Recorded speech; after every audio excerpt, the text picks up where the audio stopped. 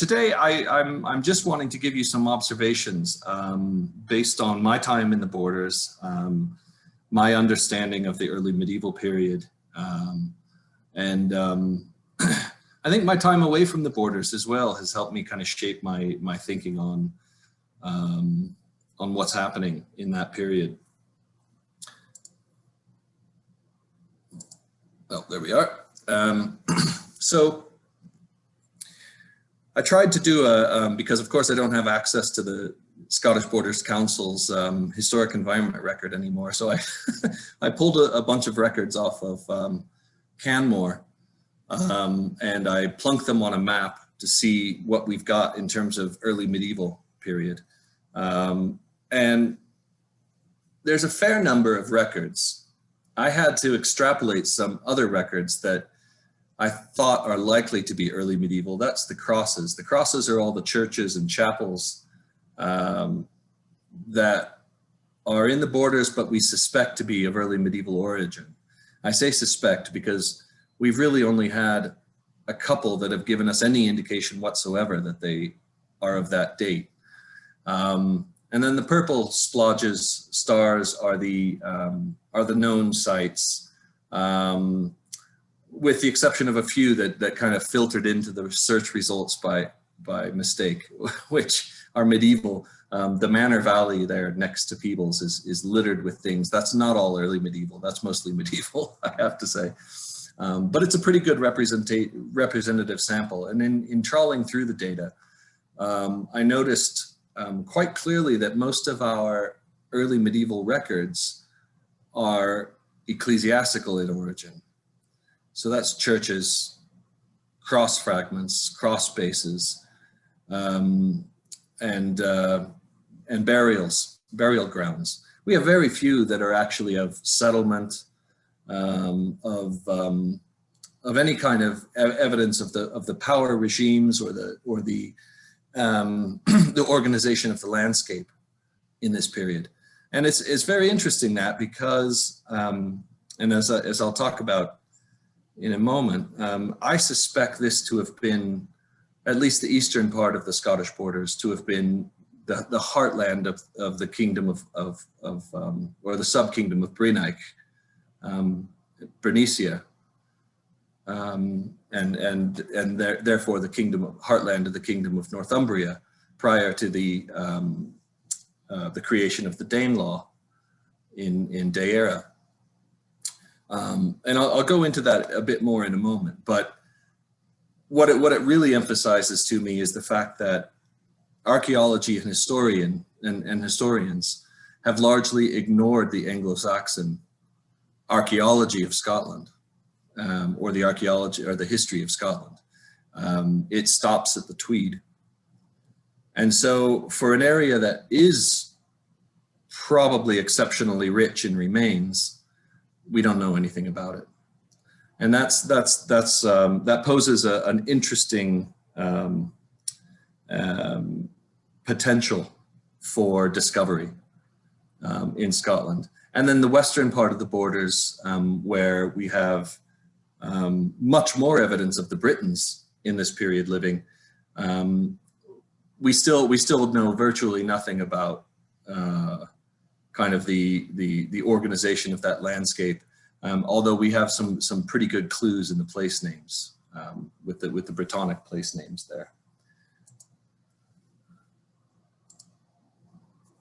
So what came immediately before us in the early medieval period? So this is from about, say 300 to or 200 to 400 AD.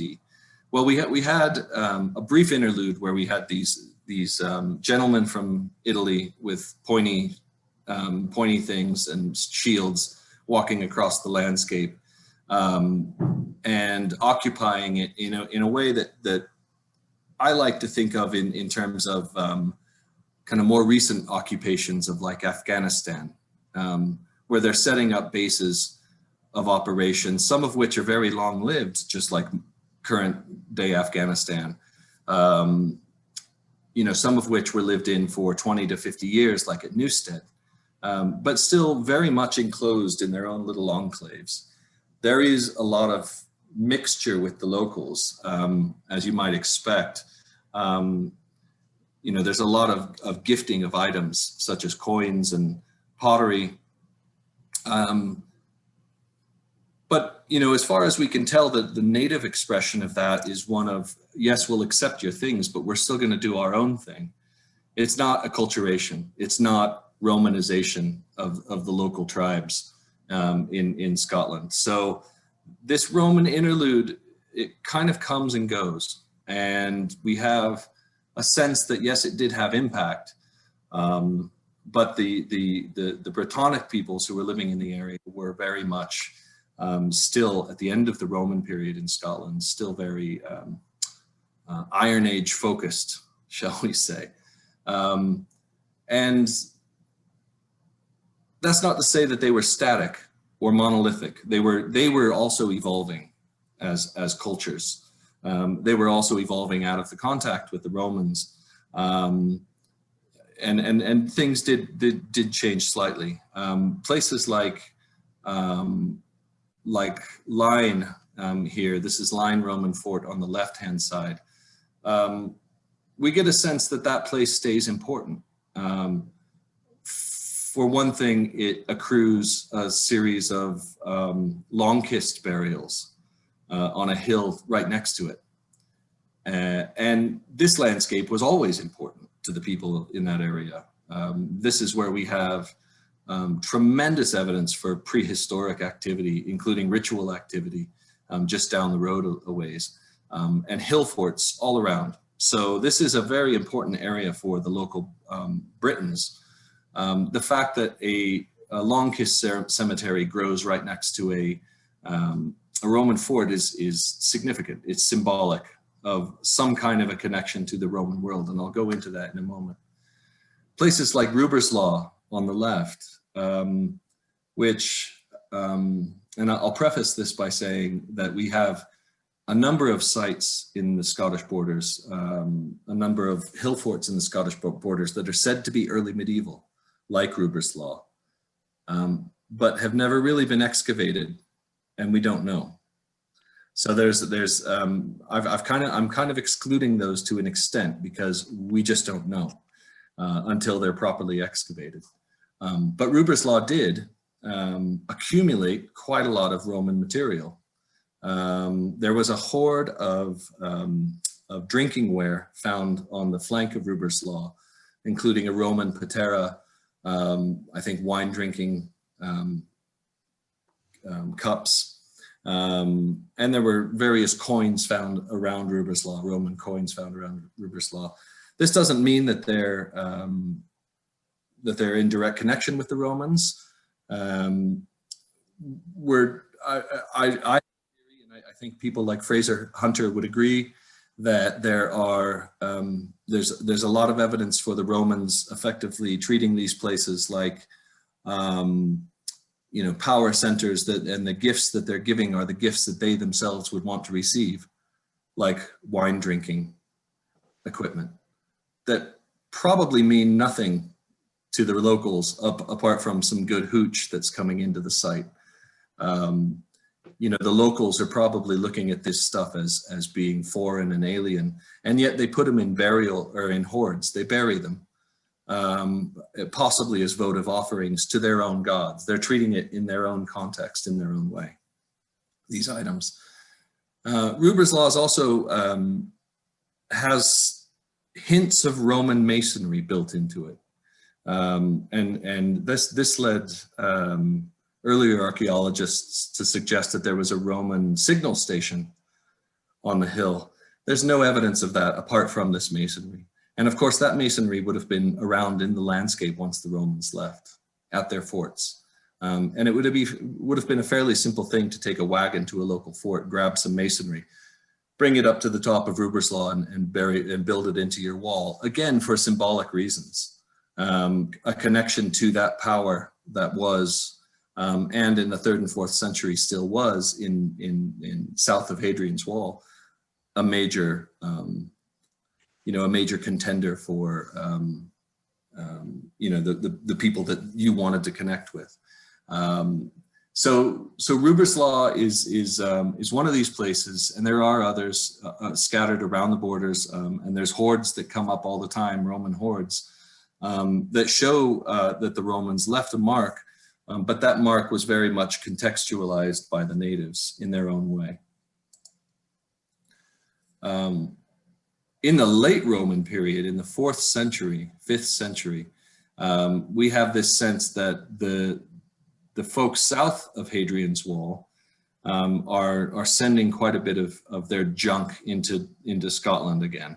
And of course, the Traprain Law Hoard, which was discovered around the turn of the last century, is a case in point. This is an incredible hoard of silverware that was found chopped to bits. A lot of it was folded up. There was one spoon with a Cairo on it, which suggests a Christian origin for some of the silverware. This also led earlier scholars to suggest that the native Britons living on Traprain Law were themselves Christians. But the context of this hoard is such that it was, like I say, crumpled up, folded up, and it was buried in pits within the settlement. Very near to where we think a forge was. So these folks were melting this stuff down as scrap and creating new jewelry within their own context for their own gift exchanges, which was the lifeblood of their economy, trying to indebt people to you with fine jewelry. This stuff meant nothing, again, well, virtually nothing to the people who were living on that hill. They were not Christians necessarily. That's not to say that they weren't, but this hoard here does not provide evidence of early Christianity in the 4th century. So the Traprain Law Hoard and other late Roman artifacts showing up in southern Scotland, we need to look at it through the lens of the natives, not the Romans. I think for far too long, archaeologists and historians did the opposite. And that led to some spurious theories about Romanization and about the desires of the native people to be Roman.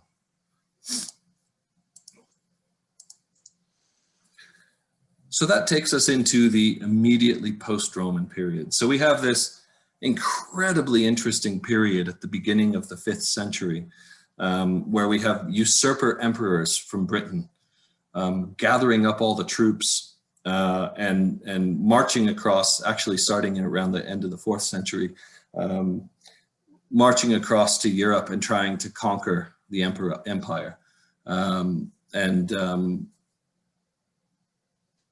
It kind of culminates with one guy in particular, Constantine III,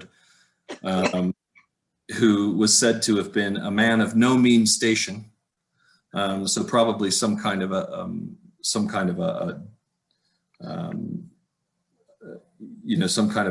administrator or something, and he takes a huge number of troops across to Europe and defeats the Emperor Honorius in battle, becomes himself he sets himself as co-emperor with Honorius for a time. Honorius fights back. Constantine III is killed, and that's the kind of end of the Roman emperors in coming out of Britain, trying to cause trouble. And of course, this is also right at the end of when the Roman Empire in the western part are able to do much at all. They've been fighting Goths and Syrians, and they've been overstretched across the world, across their world, and they're no longer able to command the empire in the way that they once were. So we get this story recounted by a guy called Gildas, a monk in Britain, about a letter that was sent to Aetius, thrice consul, about the groans of the Britons. And effectively, it's a letter saying, hey, you left us high and dry when Constantine III pulled all those troops out, and we're being harassed by Saxons and Picts and Scots from Ireland. You know, we're being harassed left, right, and center. Send us more troops. And the response back is probably no. Yeah, you're going to have to go it alone. And in fact, the Roman general Stilicho, you know, effectively calls it quits and says, no, Britain is cut off now. The effects of that on southern Britain are well documented. You know, you have a pretty swift decline in the Roman Britain world, a loss of trade knowledge like in pottery, probably a movement of people up to the hills. You have the probably mercenary elites of the early Anglo-Saxons being brought in to fill that gap that the Romans left, and sticking around and heavily influencing people to come over to the German ways, and creating their own elites in the eastern part of Britain. In northern Britain, it's a very, I would say, probably a stable, much more stable place. There seems to be very little evidence of the movement of people off of their hill forts that they'd always lived in. In fact, we have a lot of new hill forts being constructed in this period. We have the establishment of monasteries all over Scotland. We do have an influx of Scots into Western Scotland, and that might have been sort of one of these cascading effects from the end of the Roman Empire in the British Isles. But we also have a lot of movement of Britons themselves around the place, and we know of several who go down into Wales and start fighting battles against the new Anglo-Saxon kingdoms, or at least polities, if they weren't totally kingdoms yet. And then, of course, at Bamborough, you have in the mid 6th century the establishment of a kingdom under Ida, the first king of Northumbria. And I'll go into him in a minute. But I think what I really want to express about this early period is that the Britons who are living in this area, and bearing in mind that you know, for the folks living in this time, there's no sense that Northumbria is going to become so important and so huge. So they've got this interregnum between the end of the Roman period and the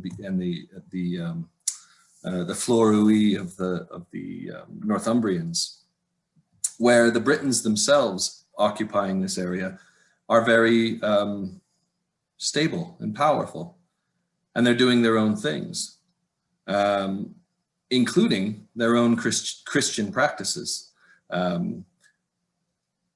This stone from Overkirkup near Ettrick is possibly one of the earliest Christian stones in Scotland. I say that because it's first of all, it's very unusual to have a figural drawing of this period. He's got a Latin cross on his chest. Those are probably satchels, although I've often said that they look like bongos, and he's just kind of playing the bongos. But those are probably book satchels. So this is possibly a depiction of an itinerant priest. And we know from the records that most of the early Christian missionaries, if you want to call them that, priests in this period, were itinerant, and they were moving between settlements and preaching the Christian message.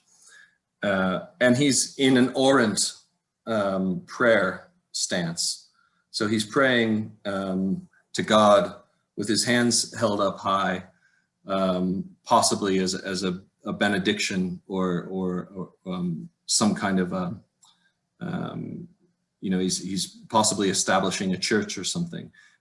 There is evidence of a church at Overkirkup, But again, it's a site that's never been excavated. This stone was found in a dry stone dike at the end of the 19th century. So it was out of context. But this Orant figure, and this is on the right-hand side, this is from one of the catacombs in Rome, 5th century picture of some kind of a priest praying. It's a very common early Christian motif. But the Orant figure is also found later in later depictions. So that's not to say that this guy is definitely early medieval. But if that Oran's stance is an indication of age, I would place that in terms of all the other Orant figures that are around in Europe at the time, probably in the 4th or 5th century, sorry, 5th or 6th century. So it's a very interesting stone, and there's not another like it in Scotland. They're doing their own thing. Here's another stone in the Borthwick Water near Hoyk, depicting a salmon. Some have said that this is a Pictish symbol. It doesn't look Pictish to me, and I can't understand why it would be Pictish. But it's potentially early. It's potentially Christian. On the right-hand side is the spoon from Traprain with a fish depicted, which is again a Christian ichthys. So it could be an early Christian stone. Of course, Lindisfarne itself is said to have been an early Christian center before it becomes Holy Isle. And the name that's given is Medcat. It possibly is something similar to an Anglesey, where it was a pre-Christian holy site, holy center before it becomes Christian. And this happens time and time again across Britain, where these these pre-Christian centers, religious centers, become holy Christian centers. Iona is possibly another one. Island locations that are liminal to the rest of the secular landscape or the religious landscape that become extremely powerful, potent symbols for the local people. So they just, when the Christian period comes, they just turn the ownership sign over, and people are still able to worship in these places. We have other hints of the early Christian movement before the Northumbrians in Britain. Eccles, and there are other places in the borders with the Eglwys place name. Eglwys is the Welsh for ecclesiastical, and it's a name that tends to show up before the Northumbrian word of kirche comes in. So it's the ecclesiastical center. The Welsh having their own, or the Britannic having their own word for a church. So Eccles is a really interesting place. I suspect that somewhere in there we have an early Christian church or even monastery. Of course, later on it becomes a priory, a nunnery, convent. And then we also, on the right-hand side, have this really interesting 11th, 12th century cross that stands at near the town, the Dedrig Cross. So it is a very important place in the landscape. And I think it's an important place in the landscape from quite an early period, possibly the 6th century.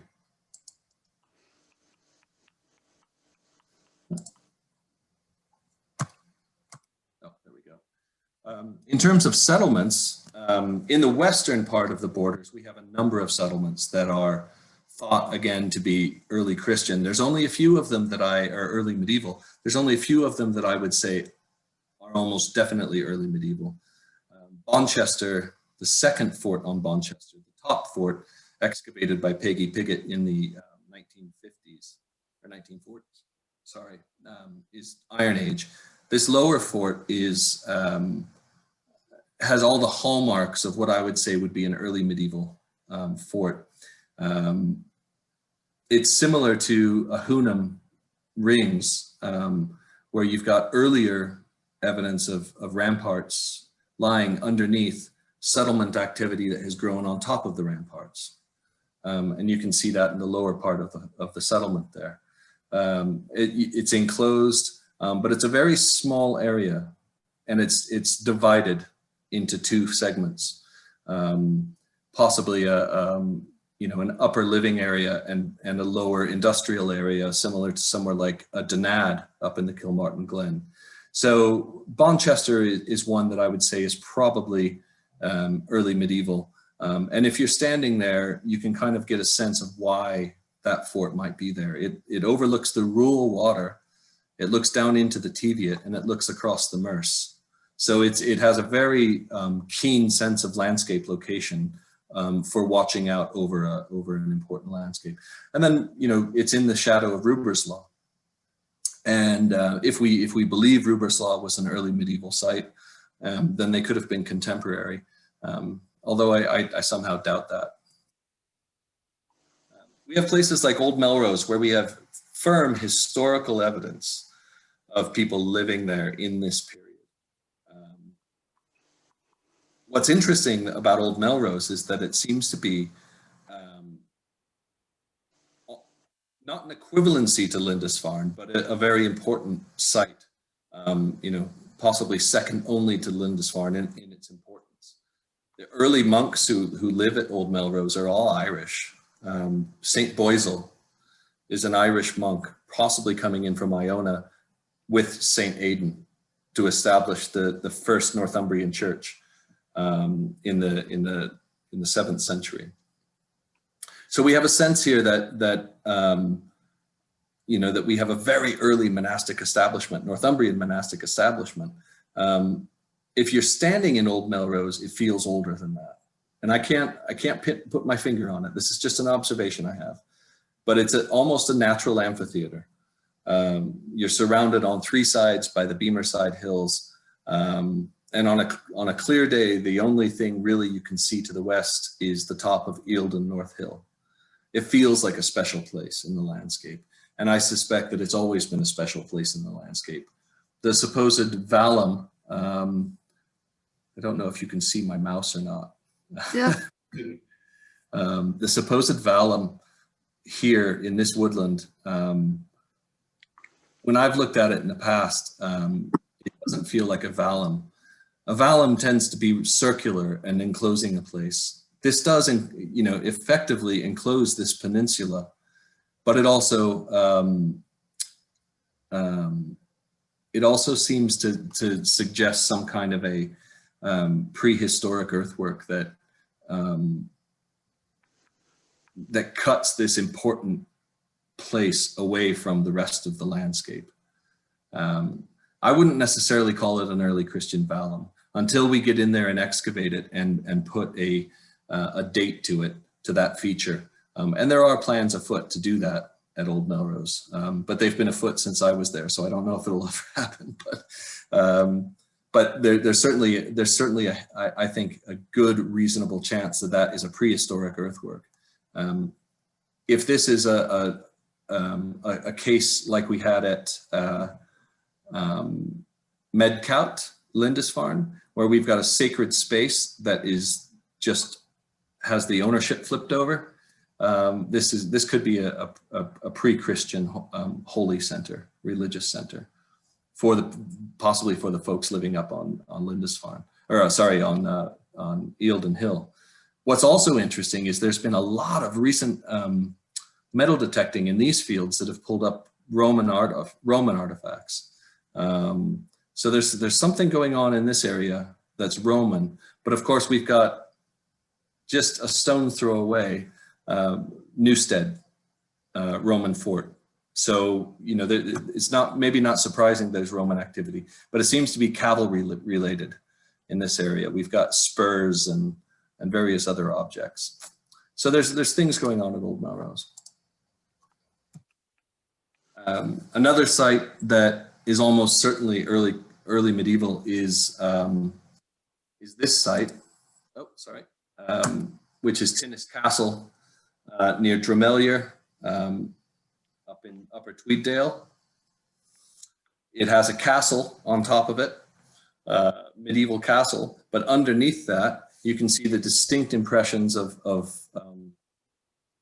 terracing coming down the hillside, each of which has a bank across it, if not some revetment. We've got some things going on this side as well, and we've got an upper enclosure. There's also vitrification on this hill. The stones that are in some of the ramparts have been melted, vitrified in place. Having excavated a vitrified fort, I can tell you that the ability to vitrify stone in place is a long and involved process. It's a deliberate act of destruction that takes possibly weeks, if not months, to do, of continually packing fuel into the rampart to get that stone to melt, to get that heat to a place where it can melt the stone. So the fact that and vitrified forts are a very good sign of an early medieval site. We tend to find vitrification in northern forts up in Aberdeenshire, Moray. The site that I excavated at Trustees Hill in Galloway, everything there suggests it dates from the 6th century into the 7th century. And I would say of all the forts in the borders, Tinnis Castle is the closest to Trustees Hill in its form and what it looks like and what it's doing in the landscape. It's very clearly looking out over the Upper Tweed Valley and looking at straight up the Bigger Gap into Lanarkshire. So it's got a very clear control element of that landscape, control role.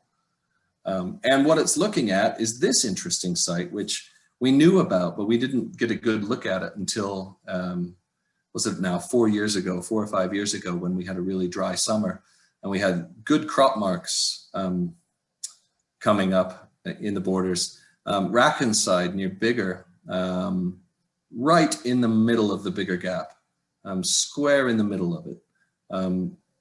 A double ditch enclosure, one of which has some angles to it. What's fascinating about this, and it's not on this photograph, but off to the side, just out of the photograph, are what look like square barrows. Square barrows are ostensibly Pictish, early medieval burials that show up mostly up in Aberdeenshire and Moray and Angus. A couple of them appear in Galloway, right next to Trustees Hill. So do we have a sense here of some kind of an elite cemetery, possibly for an early medieval kingdom associated with Tinnis Castle? That's just a thought, but we really need to get in there and dig some of this stuff up. There's plans afoot to do some excavation at Tinnis Castle. So I'm really hopeful that that's going to pull up some of these some information to answer some of these bigger questions. To go back to Lyne briefly, I mentioned the long-kissed burials. Long-kissed burials are a tradition that go back into the Iron Age in Scotland. In the early Christian period, they become a true symbol of Christianity. They are aligned east to west in rows next to churches. And this is the hill overlooking that Roman fort at Lyne. These were excavated by the Peebleshire Archaeology Society. They seem to be highlighting the spot of an early Christian church. So again, these Britons are doing their own thing, and they're creating their own churches and their own structures to the landscape. And they're burying their dead in their own way, in a very kind of northern British way that is not connected to what's happening in the rest of the world. And while we have Tinnis Castle that looks very much like the center of a kingdom, an early medieval kingdom, we also have places like Macbeth's castle here in the distance, and this picture is taken from Cadmuir Hill, both of which, Cadmuir Hill, you can see Peebles from, so it's right next to Peebles, both of which exhibit signs of an early medieval settlement pattern. So it could be that we have kind of the valleys of the western borders actually developing into kingdoms and sub-kingdoms of a very powerful elite. I would say that this is almost certainly its own kingdom rather than somebody that's you know, in the control of someone else, like the Northumbrians or someone from Reged, for instance, if Reged exists. Now, going further east, we also get this sense of the Britons doing their own thing. This chain came from Hordwheel, right below Edenshall Broch on the Whittier Water, north of Duns. And this chain is silver. Its silver content is almost certainly Roman in origin. And remember, looking back at the Traprain law, Horde, that's what they were doing. They were melting down these Roman artifacts. These heavy chains show up in sites mostly to the north, up around kind of Stirling, and we've got a couple of them. But there's also other jewelry associated with them, you know, such as earrings and other things, some of which have Pictish symbols on them. So when this was discovered, people said, "Oh, this is a heavy Pictish silver chain." Well, maybe, but we've got evidence of local manufacturer using Roman objects at Traprain law. Why does it need to be Pictish? I would suspect that there's somebody in the area who's crafting these things, not just at Traprain. There's enough Roman silver kicking around the borders from earlier periods that they could have been making these things and gifting them out, you know, fairly regularly. So this is a huge sign of wealth. That it's associated potentially with Edenshall Broch is really interesting. We've got no evidence of early medieval activity at Edenshall Broch, but I wouldn't preclude it.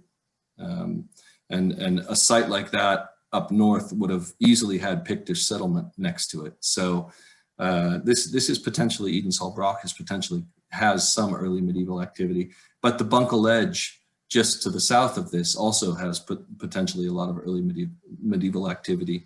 And the site of Bunkle Church is a really strong possibility for an early medieval church.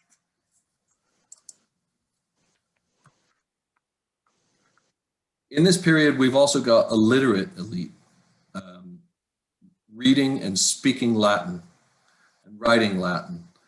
The Yarrow stone near Selkirk is a case, or is an example of what we call an extended Latin standing stone. These show up everywhere from Edinburgh with the cat stain to Yarrow, further west, and then all the way down into Wales and Cornwall. It's a very 6th century, 7th century thing to do, erect a stone and put a Latin inscription on it. This one is a very interesting stone. It's probably a Neolithic standing stone or a Bronze Age standing stone. It sits in a landscape where there's others that are in situ. It's inscribed from a guy called Liberalis to his sons Nodens and Dubmaginus, who are both very Celtic. They have very Celtic names, but Liberalis is a very Latin name. So we've got a nice mixture of people thinking they're Romans and Britons, Celtic Britons at the same time. The stone, when it was discovered, was laid flat with the inscription down over the top of a Longkist burial. We don't know where that was. They didn't record where that burial was. But we've done some geophysics in the area, and we think we know kind of where a cemetery might be. We also have this stone from Innerleithen, which is just a completely bizarre stone in terms of the corpus of carved stones in Scotland, but also most of Britain. This carved stone for a long time was the only movable scheduled ancient monument in Scotland. because the local masons would take it around on the annual march around the town on their backs and just kind of, you know, move this scheduled ancient. I would hate to think the inspectors were too happy with that as it was moving around the town. But it's now firmly inside the porch in Innerleithen. So this is a very strange carving, and I've never really known what to make of it. So we'll move briefly into the Northumbrian period, because this is I think a very dynamic period in the Borders history. This is a period when, again, it's not all written in stone that the Northumbrians are going to become powerful and that the kingdom is going to emerge as one of the top contenders for becoming the English center of the world. In this period of 600, it's still all to fight for. And they do, you know, many bloody battles between the Northumbrians, the emerging Northumbrian elites, and the Britons. You know, as we've kind of outlined, this was a very lived-in landscape already, and it was a very powerful place. There was a lot of people with a lot of power and a lot to lose. And so when Ida and his sons decide to start branching out from Bamborough and taking over swaths of the Scottish borders and Tweeddale, you can imagine that there would be a few tiffs.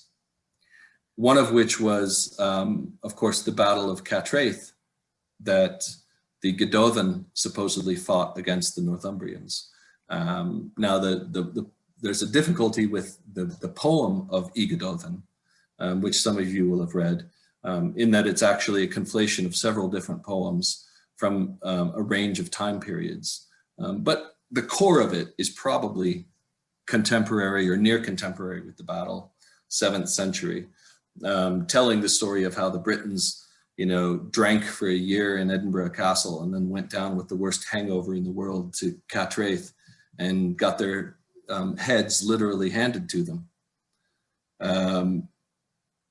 This is an interesting story because just a few years after that, in the early 7th century, we have the Battle of Sprouston somewhere in the Borders. We don't know where it is. There's two contenders. One is near Adamston Fort and Lauder, and the other one is down in near Newcastleton. When you read, there's only very short accounts. There's no epic poem written about Sprouston like there is at Catraeth. But the short accounts that we have of it suggest that there's not really many Britons, local Britons, left to fight this battle. It's a battle between the Northumbrians and the Kingdom of Strathclyde near Glasgow.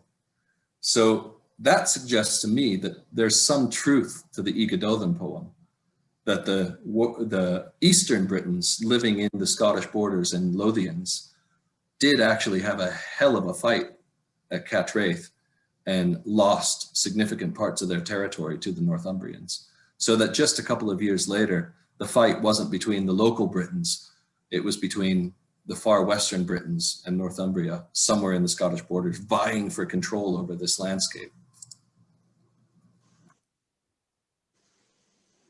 Now, when we look at a map of Northumbria,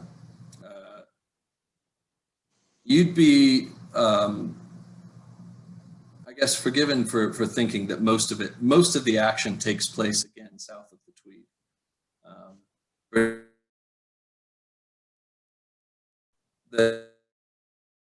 The extension of Northumbria is a later development. Again, probably preceded with some warfare. Trustees Hill was certainly sacked, as was places like, it's escaped me now, the other place, the other vitrified fort that was destroyed there. And I think Tinnis Castle is another example of this, where it's been sacked, it's been destroyed in some kind of an action, possibly with the Northumbrians. But where you've got that word Bernicia on this picture, I think it's a little bit too south for where that name should be. I think it should be up in the borders. The reason I say that is that while Bamborough is, certainly the center of that early kingdom, the good farmland is to the north. It's in the Tweed Valley. And these Northumbrians, they were not stupid. They would have gone to where the good farmland was. And that would have been the place where they set up shop. So I actually think that Tweeddale and into the Merse is the heartland of the Kingdom of Bernicia. And there's a couple of other reasons for me thinking that. Coldingham is possibly one of the most important monasteries in the Northumbrian purview, or in the in the See of Lindisfarne. Its first abbess is a Northumbrian princess, and she's the sister of the royal house of Oswiu and Oswald. They don't just put anybody up there, they put their sister up there, and in charge of a double monastery of men and women living together. On a clear day from the headlands out there, you can see Bamborough, you can see Lindisfarne, and down into the Farne Isles. So by sea, it's actually exceptionally close to Bamborough and to Lindisfarne. And it's of course right on the coast. Now the actual location of the monastery of Coldingham is still in dispute. Some people still think it's out at St. Abb's Head, named after the abbess, St. Abbs, or St. Ebba. But Coldingham Priory itself has archaeological evidence, firm archaeological evidence, that this is the site where the double monastery was located. We have this stone that came out of excavations in the 1960s and 70s saying Abbadissa, or the abbess, with a Latinate cross, very Northumbrian script. We've had a lot of geophysics done in the area and excavation done in the area. I'll just show you that. So we have this is from geophysical results that we did about 5 years ago now, showing a huge amount of activity to the east of the priory, in fields to the east of the priory. We've had long kist burials found near St. Michael's now, and in the back gardens of people along Fisher's Brae. We've had hints of this ditch coming across, encircling, if you want to call it that, but potentially encircling this area here. So is actually the medieval priory built on the site of the later, or of the earlier medieval, early medieval monastery of St. Ebba? It's a possibility. And we've had at least one long kist burial from in that area too, during the 1960s excavations of the later medieval priory. So we have this sense that Coldingham is actually a very, very significant monastery. And of course, Bede writes a lot about Coldingham because he's a big fan of Cuthbert, and Cuthbert spends a lot of time there. So we learn about Old Melrose, we learn about Coldingham, we learn about few other places in the borders from Bede. I think that's important too. I think these are still significant in Bede's time when he's writing about them. We've had excavations at Coldingham with dig ventures in the last couple of years, which actually turned up this tremendous spread of animal bone in those fields where we had the geophysics, and ditches, enormous ditches. So there's a lot of activity, and the animal bones were dating from the early medieval period. We have good dates on that now. So, and there's been bone combs found in earlier excavations. Coldingham is definitely an early medieval center. I wouldn't say anything other than that. Old Melrose also will eventually divvy up the goods on that. We'll have an early medieval center there when we excavate it. This is a stone found near Gattonside, just to the west of Old Melrose, which almost certainly came from Old Melrose. There was a dump of stone at Newstead as well in the 19th century that came from Old Melrose, that was built into the wall there, which has a number of pilgrims' crosses, which is really interesting, but it also has a number of potential vine scroll stones, Northumbrian vine scroll stones. So there is a very strong power center there. And we also have places like Philiphaugh near Selkirk. Selkirk is an interesting spot in the landscape, overlooking the confluence of the Ettrick and the Tweed. There was an Ogham stone found there.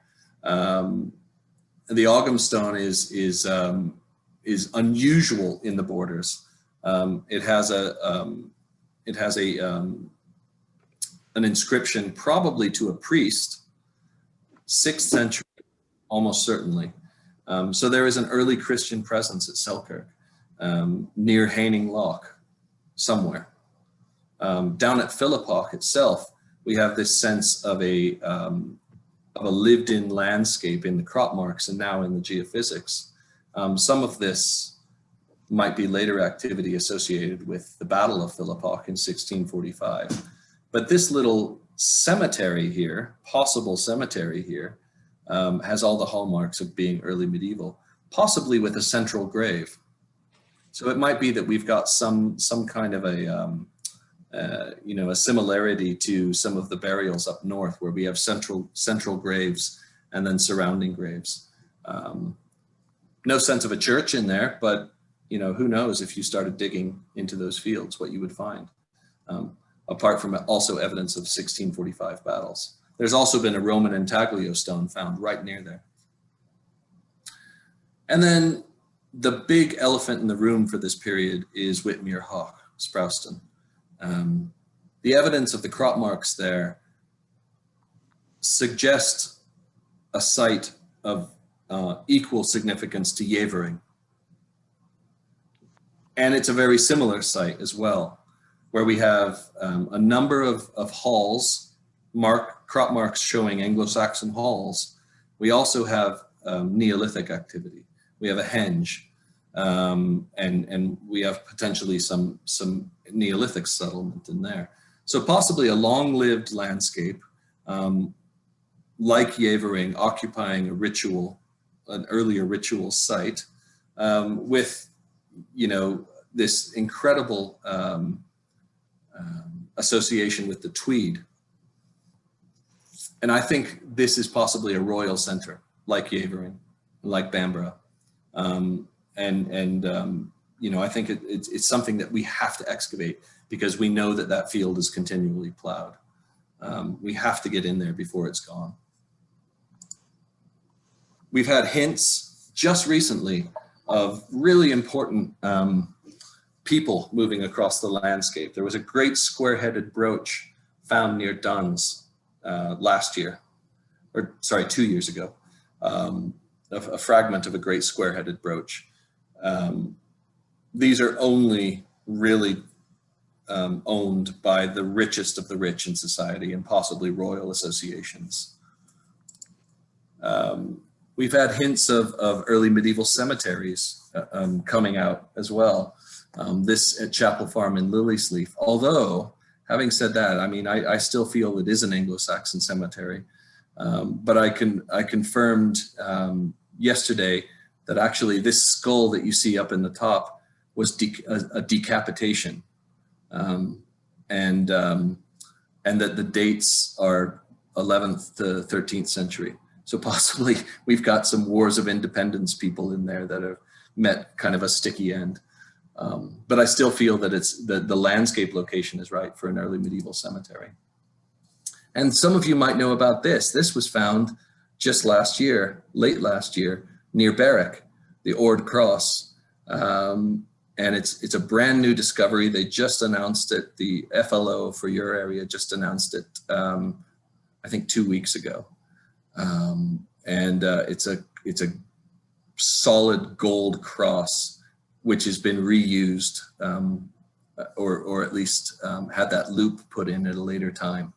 So we're still getting objects that suggest an incredibly rich landscape around the Tweed, and even up into kind of the Upper Tweed and into kind of Selkirkshire.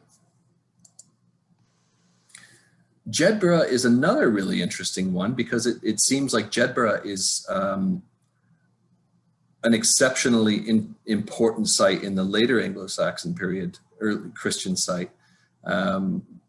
All of these cross fragments that sit in Jedburgh Abbey, early medieval cross fragments, and this cross base, which has Anglo-Saxon carvings on the side of it, indicate a school of sculptors at Jedburgh in the 7th, 8th, possibly into the 9th century. There's been some discussion that these stones all came from Norham. I just can't see that.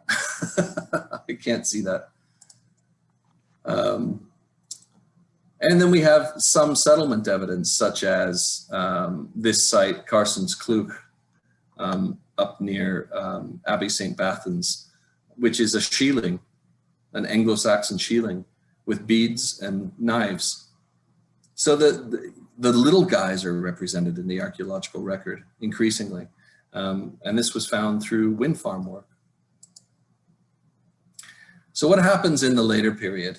Well, it's an interesting period because, and this is of course the Galloway hoard here.